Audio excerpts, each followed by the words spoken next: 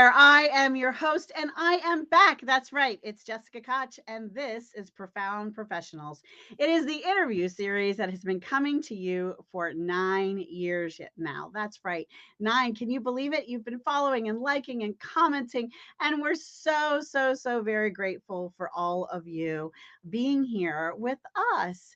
And I have an amazing guest, as I always do. Profound Professionals is bringing you global experts from all over the world. That's right, globally. We help you improve your personal life. They also can help you grow your business.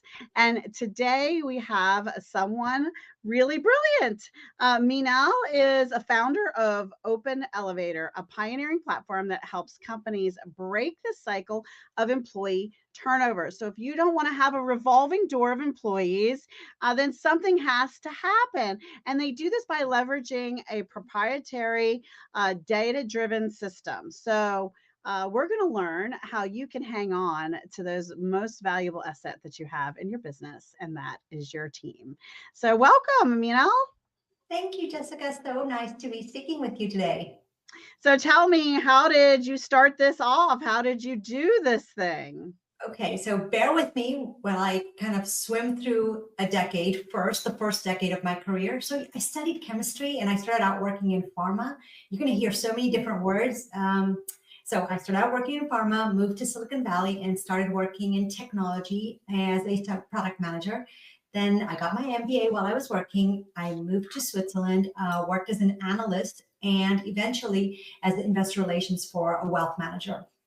As I said, that was the first decade. And Wow. yeah, you know what? It's only, when you look back, I really realized like, wow, I had a fantastic adventurous career, from places with technology and manufacturing to wealth manager, where it's really, a lot more, it's a service business, right? So completely different adventure, actually. And then in 2008, 2009, around the financial crisis, my personal life was thriving. I was very happily married. I'm still happily married, and had a newborn baby.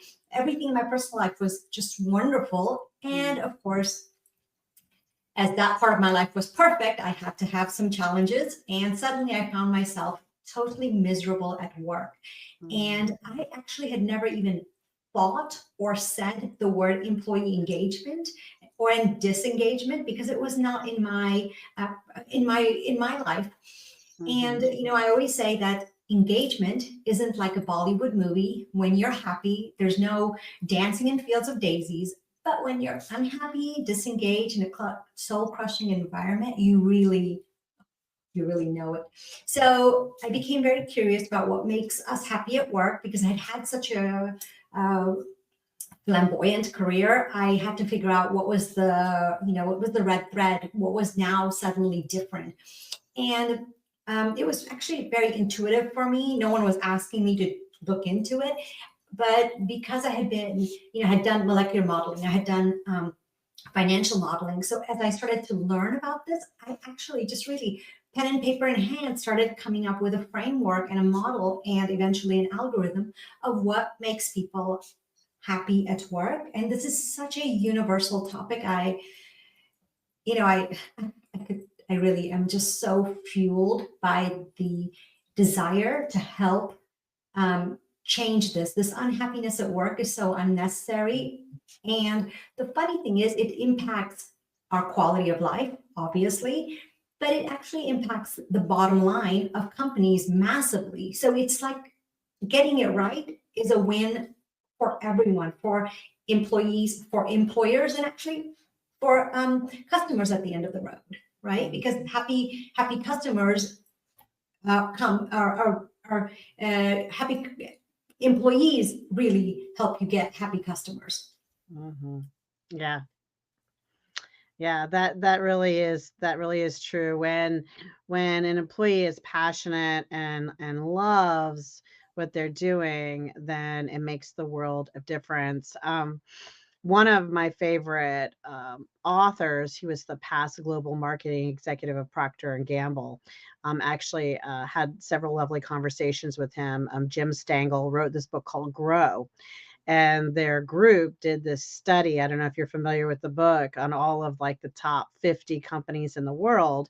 And one of them, many of them, one of the common thread was they were able to anchor the original founders of the company's passion and purpose and community connection and the bigger picture of how this product or service could touch and change the world, that they got the employees invested in that emotion and in that experience, and then were able to have people that worked as if they owned the company. They worked harder even when no one was looking, because it wasn't about their paycheck or if the company would succeed. It was about the impact they were going to have, for lives of people they would never meet, that meant most to them. So, It's 100%. And so I think the framework comes down to, it's like so obvious once I say it to you. And once I had actually put it into Excel and done the whole thing, I mm, remember I read this sentence from Gallup, which said, employees are more likely to be engaged when their basic human needs are met, which is mm, actually what the one pillar of that is what you just mentioned. So it's actually safety and certainty, right? Companies mm, don't do themselves favors when they go on this quarter after quarter of layoffs. I mean, if mm, you can leave, if you have any possibility, you're going to run out the door as well, because people do have mortgages and anything else, right? It's really frightening to not know all of that uncertainty. So safety is so important. Contribution, right? What you just said, it's like mm, everyone of us can really tolerate to do a certain amount of meaningless work, right? Like I still need to clean up my mailbox or whatever it is, right? We all need to do that. We get that. But some things need to be that thing that fuels us, right? That makes us think like what I do has an impact down the road. mm, So the contribution, and then the sense of growth, right? Because not mhm, all the time, not all the time do we want challenges, right? Like you might have a new child, you might have aging parents, you might be going back to night school. So sometimes we want to, I love to think about it in like in the sense of a car, right? Sometimes you've been putting enough gas and you just want to coast. So, but eventually, when a lot of your other life parts of your life are stable, and you're like, hey, now I want to grow in my career, or I mhm, just finished school, I want to do the next step. And it's definitely not a gen whatever millennial blah blah blah issue, right? All of us have that time where we think, yeah, hey, I see myself having more responsibility. So that need for mhm, growth, and the biggest one is connection. mhm, And I know we live in a time where we all love to talk about these touchy feely words.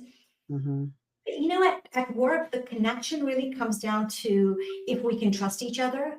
mhm, You say, hey, the call starts at 9 o'clock, and I show up at 9:07, and then the next time at 9:15, and the next time I'm a no-show.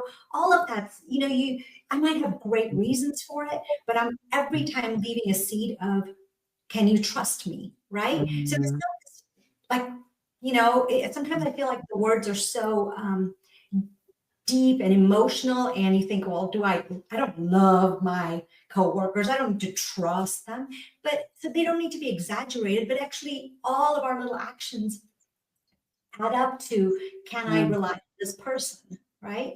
And mhm. I mean, it's just really amazing when we get it right. It's not about perks and colorful coffee areas. It's really these fundamental things that we all need at work. Well, and I love how you talked about safety first, because I think safety and trust are almost the air. Like if you don't have air, then you can't function on anything else. And then after that, it's the passion and the purpose in the community, the ability for me to learn and grow, and all these other things. Now, connection is the thread that leads through all of them, because the connection is the safety and the trust and all of the other pieces.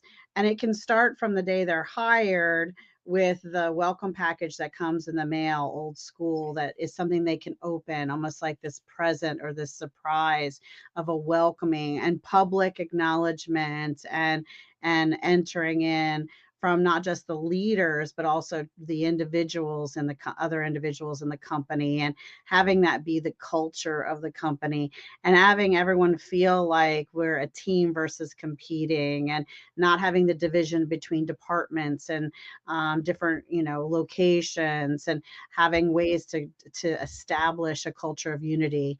All of those things are key in driving that connection all the way through. So Absolutely, 100%. It's like the connection is the foundation for having that safety and security. Connection is mhm, makes you feel like you have a purpose because it's like, hey, I'm going to do it for Jessica. She asked me to, mhm, and we're a team, and that's all the reason I mhm, need.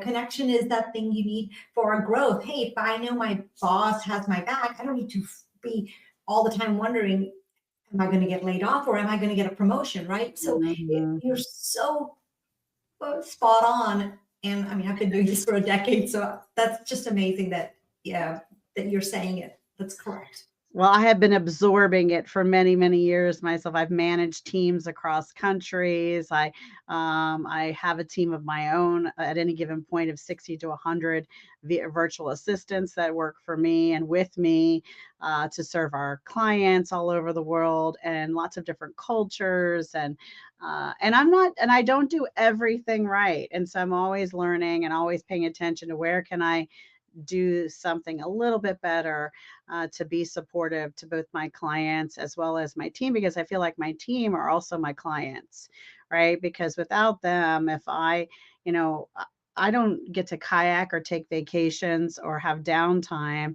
and know confidently that the company is running if I don't properly care for my team, the way that they need. And they genuinely really need to know that you care authentically, not because it affects the business, but because they're a human being and you want what's best for them, whether that's with your company or somewhere else, even, in some cases. So I think when you can authentically convey that, and show them with action that you have their back. So, for example, with us, a virtual assistants, AI is huge right now.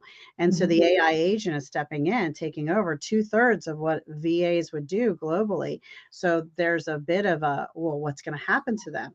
Well, I've already established three different segments where it still requires a human touch, and I'm training and providing paid training to my entire team so they can learn to do these tasks and use these new softwares to create custom AIs for Mhm. our clients, because our clients don't know how to do that.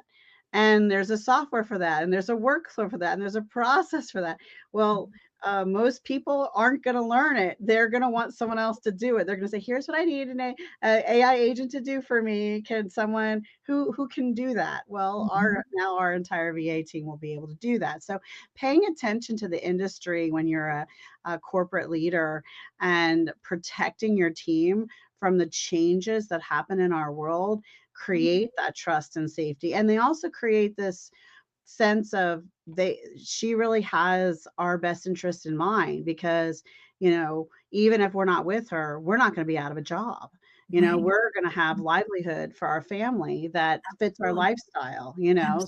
so Totally. And like, imagine, I mean, just bravo to you. And imagine the opposite feeling, right? Where yeah. you're like, oh, I'm not even going to say anything at this meeting because I don't want to say the wrong thing. And then I don't want to be the one that's, I give out an idea, it's not right, whatever. And all of that, it's not, Mhm. doesn't give any, like you said, air to be yourself, Mhm. to bring your best ideas, right? So, So tell us about what clients are using your software and your tool, and how can they find it, and what's the best, how is it going to serve them best? And I know personally that it's going to improve their bottom line, but maybe they don't know. So let's share with them a little bit about that.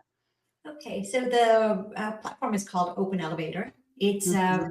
very, we have optimized it because we know that we don't want to have people spending too much time to get the data that they need. So when we say it's a data-driven approach, what do employers, what do you need to know? If you wanted to know about how to improve your employee engagement, you Mhm. would want to know, well, first, who's not engaged, who is engaged. If everybody's fine, you don't have a problem, you don't need to do anything. So the first thing we do is we do a 5-minute survey. It's just not intrusive at all. That's why the data quality is there.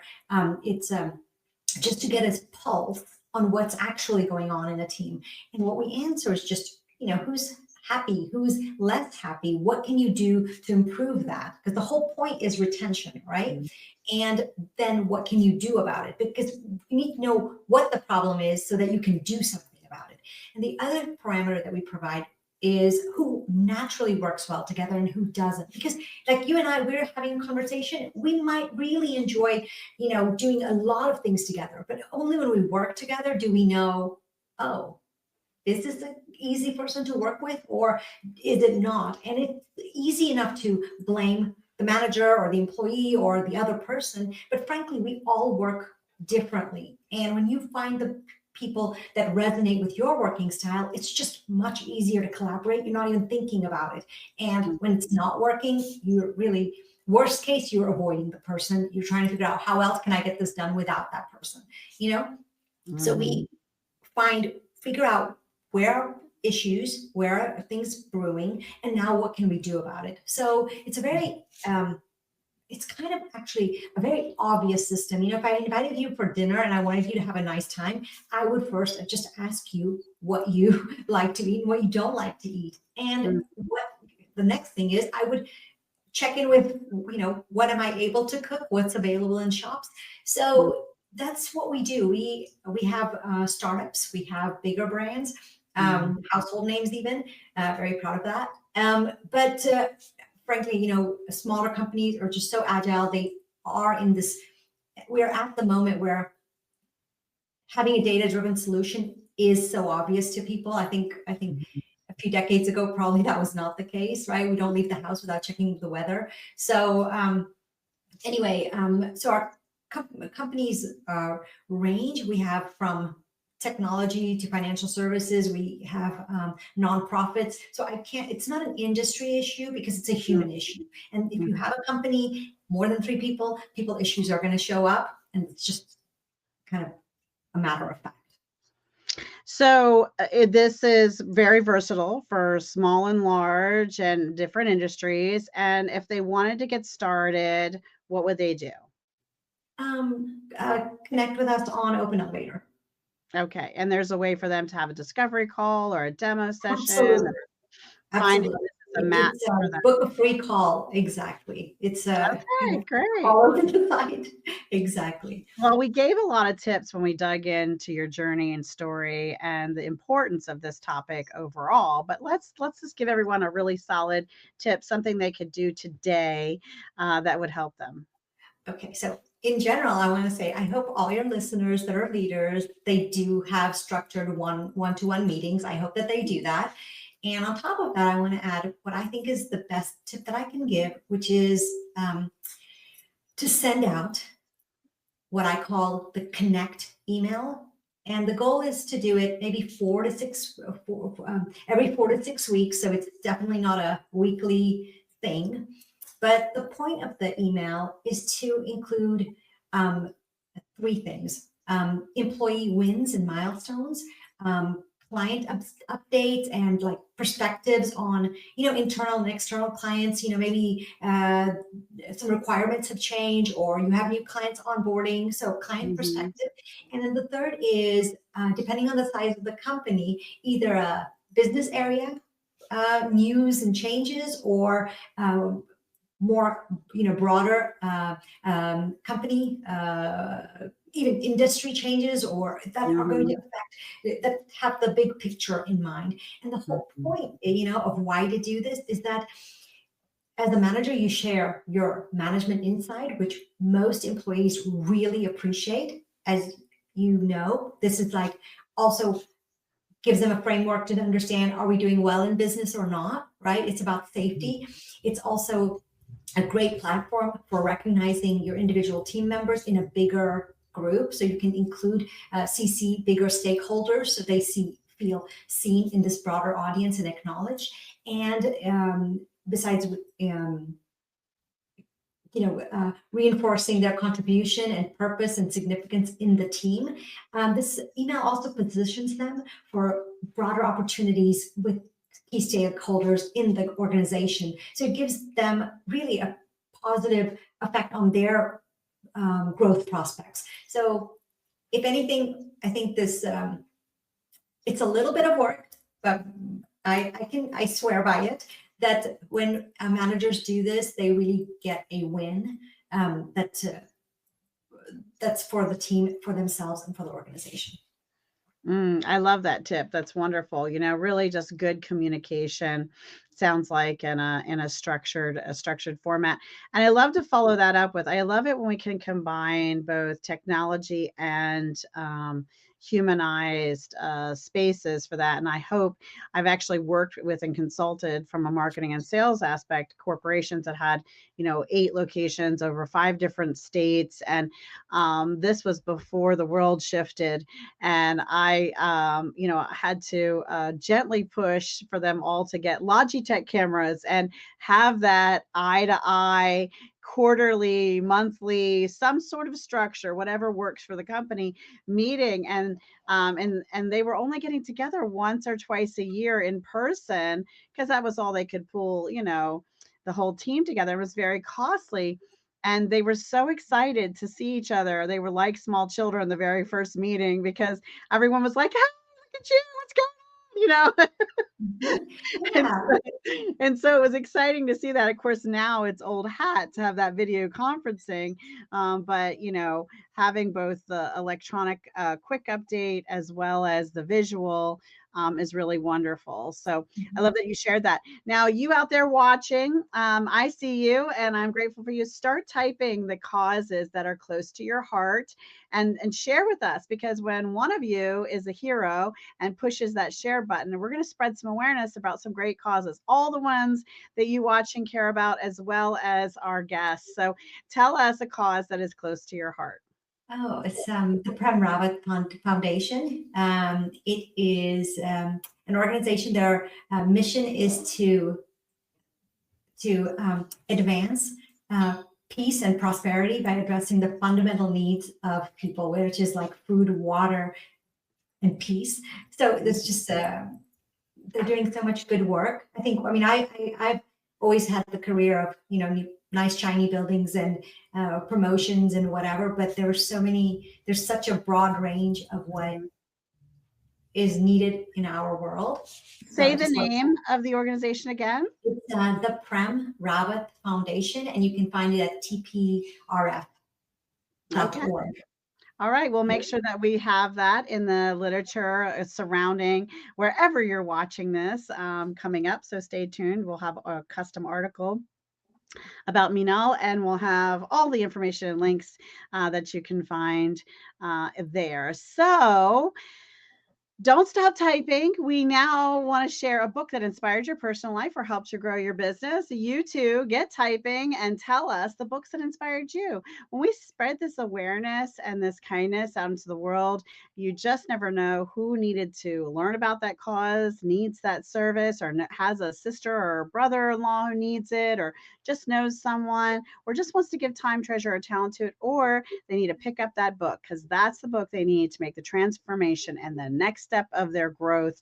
And you could be the one that helps make them aware that that book was out there. And how great would that be for you? Now, you also, if you're an author, could be putting your own book in the comments. That's right. And then when we share it with our communities, and you do so too, then we'll be getting the word out for even you. So tell us about a book that inspired your personal life or helped you grow your business. Yeah, it's a book called Tribal Leadership by David Logan. He and his Mm, team uncovered 5 stages of workplace culture. It's really inspires me because at stage 5, um, it's just amazing that organizations even appreciate their competitors as being on mhm, the same side. mhm, So like a pharmaceutical industry fighting cancer sees their competitors as being on the same side as Mm, of fighting cancer and not mm, each other. And that's just so amazing. And it wouldn't be wonderful if all of us could embrace what our competitors are doing in that same vein, right? mhm. Yeah. I So love that. I love that. that's And then you're an author, so talk to us about that. yeah. Oh, look at me. I'm like getting shy, but it's because I published my book. I'm like, are we counting hours? So I published a book just a couple of weeks ago. It's called The Goldilocks Team: Master Retention and Hiring. Oh, I love that. That's great. That's Yeah. really, really great. So tell us one of your favorite things that's inside the book, process or action item or something in there that you just love. Oh, wait, you know what? Okay. Yes, there's process, there's action items.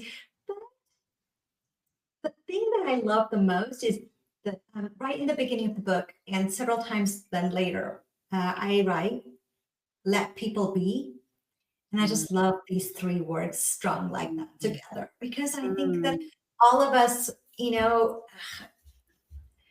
we judge other people, but we judge ourselves so much. mhm, And I think the best way you can manage people is first start by acknowledging that, like you said, you don't do everything perfectly, right, mhm. Jessica? You said that just a little while ago. So Yeah. it's like, and then if you can be gentle with yourself, then Mhm. guess what? That trickles down. Could I be more jazzed about this topic? So Well, and I would say that not only let them be, but also when I mentioned that I'm not, as the leader of the company, I'm not always perfect, being authentic and genuine with my team and letting them know when I know I'm falling down or where I would like to improve or where I see room for growth for myself as a leader to support them, expressing that and communicating that is even more powerful than fixing. I mean, yes, you want to fix the problem, but it mhm, has great power um, in your team wanting to be the safety net to help you be better. They want to lift you up and help you take the steps to grow and serve mhm, them better when they know that you have shared that this is something you're attempting to improve. You can't keep saying it and doing nothing, but one of the steps is to let them know this is where your head is, that that here are some places that as a company we should grow, as a leader I want to grow, as a team I'd like to see us grow. And then asking them, letting them be, also allows them to be their own voice of where do I need to improve and where am I the strongest. One of the best things, my youngest daughter goes to a Montessori school, and here's what a parent teacher conference looks like.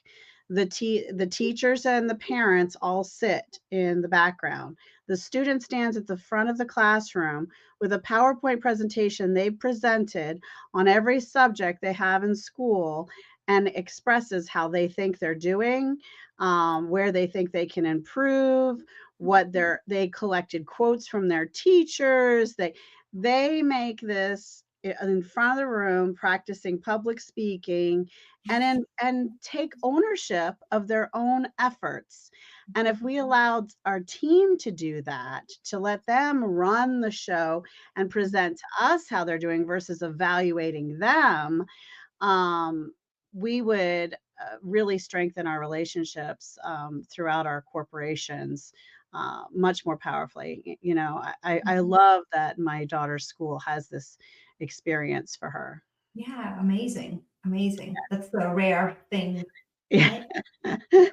Yeah, well, we have done our best with this final child to be sure that we're doing it, we're a little more seasoned, so we're trying to really Mhm. get it right. All we can do is try to be better today than we were yesterday, and that's what we do every day. So Totally, yeah, but totally. I have to say, I think the school systems are taking strides. I'm in a women's book group also, and in the Mhm. mornings we speak, and we're working on a book of some kind to improve ourselves in some way, whether for business or personally, or and one of the things we were learning about is the different breaths to, calm your nervous system and Mhm. in times of stress and things. And my 8-year-old granddaughter gets in the car with me and she says, "Hey, Nana, guess what I learned in school today?" She's 8 years old, okay? Mhm. And she said, 4 box breathing. I was like, "Really?" We're in the same place, I was right? like, We're both learning the same thing. "All Okay. right." I said, "Okay." And and then went on to explain, and it came in handy almost right away because later on in gym, she got hit in the face with the ball, and she said, "And I had to take a step back and do some breathing." Well, that's a really good idea. So it's nice to know that I think as a world we're growing I think at a much exponential uh, stance than prior to what we went through a few years ago. I think it's sort of the growth. We had like a growth spurt, if you would, as a world, as a society, as different cultures, being open to so many more things. And so your software is on point and on time, Mhm. because I think even 5 years ago, it would have been seen relevant, but now it seems urgent, I think, Mhm. and just like it's a piece of the puzzle that's missing if it isn't there, versus when you're trying to jam into the system. So really excited for you and your company growth. This has been so much fun having you on the show. I hope you've enjoyed it. Oh, yes. Oh, Yeah, good. Oh, wonderful. that's good. And if you're out there thinking, "Hey, wait, I could improve someone's personal life. I could grow someone's business. I have software or tools to help people live their very best lives, have the most amazing companies that they can possibly have, get their passion out further and farther in the world," reach out to us and our team. We would love to have you on the show. But before we go, Minal, could you please share with us a final thought, some sort of inspiration or information as we go today? Okay. No pressure there, right, Jessica? Yes, be inspiring, go. Okay. So there are always things that are working and things that are not. I Yes. hope you take the time to understand what's not working because that understanding can help you move to the next level in the game. Yes, what's not I am doing that right now in my life. I'm looking at my calendar to make sure it's working for me, my daily routine, my all my life choices, making sure that they work for me, and also so that they allow abundance to flow in. So my word for the year is abundance in all its positive forms. So be Totally. specific to the universe. You don't want to open Yeah. all the windows and doors and yourself and your life to an abundance of things that are not positive. So for me, I'm trying to allow in space for all the positive. And sometimes to do that, you have to rearrange your priorities. And you have to have the data to do that. So analyze what is working for you. It needs to be a database choice. Your gut is wonderful, but data is confirmation. And that is what our friend and our guest here will give you. Well, that's a wrap, everybody. So until next time, this is your host, Jessica Koch. This has been Profound Professionals, the interview series that brings you global experts that improve your personal life or help you grow your business. And until next time, everybody, uh, be kind to yourself out there and be kind to each other. Bye.